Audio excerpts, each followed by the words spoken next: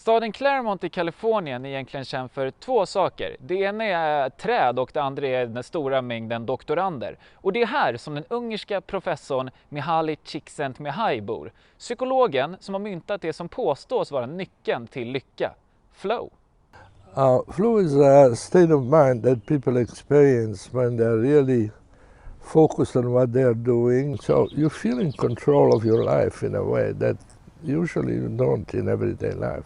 Mihaly har skrivit en stor mängd publikationer om ämnet flow och idag beskrivs han som en av världens ledande forskare inom positiv psykologi. Något som gjort att han är högt efterfrågad över hela planeten för att berätta om sina resultat. You can get flow from almost anything, from picking fruits to sweeping the courtyard as the Zen monks had to do.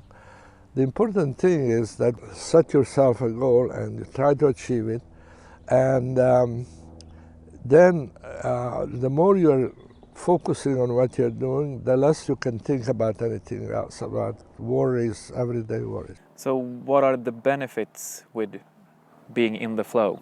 Psychologically, it's a great feeling because you are achieving what you know what you want to do, you get feedback, and you can correct yourself. So when you finish an episode of flow, you can sit back and say, wow, life is worth living. You know, if you can live like that, that's good, and then you try to do it again. But what if flow makes you neglect your family or your job because can it backfire? Sure, yeah, unfortunately, everything unfortunately can backfire.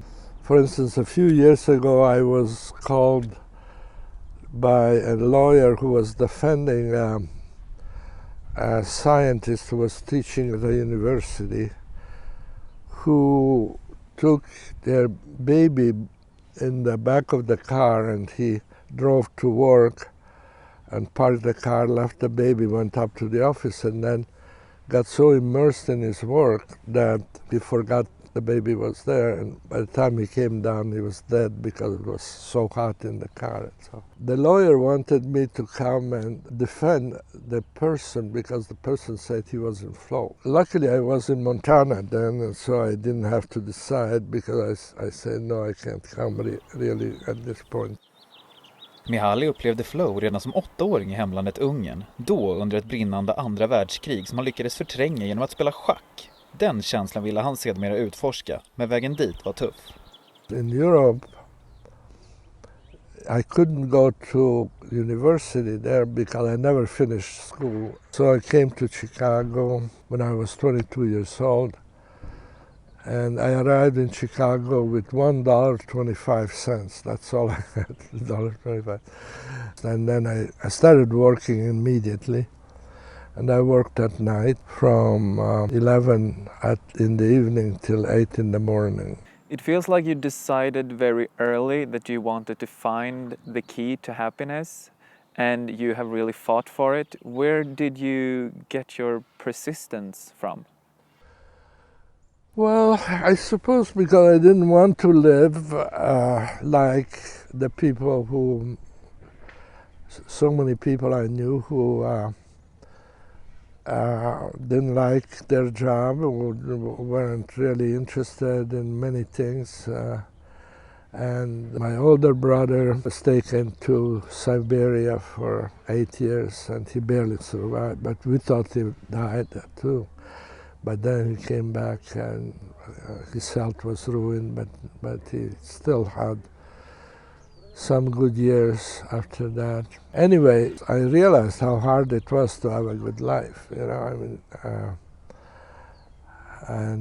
I thought, why don't we spend more time figuring out how to live better rather than building nuclear devices and stuff like that.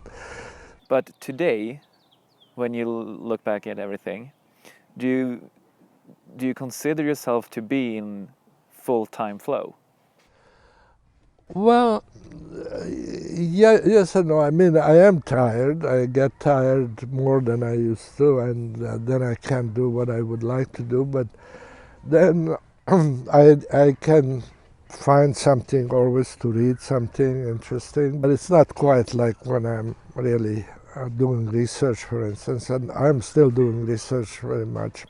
Will you continue research flow for the rest of your life? Oh, I think so. I can't think of anything better to do, really.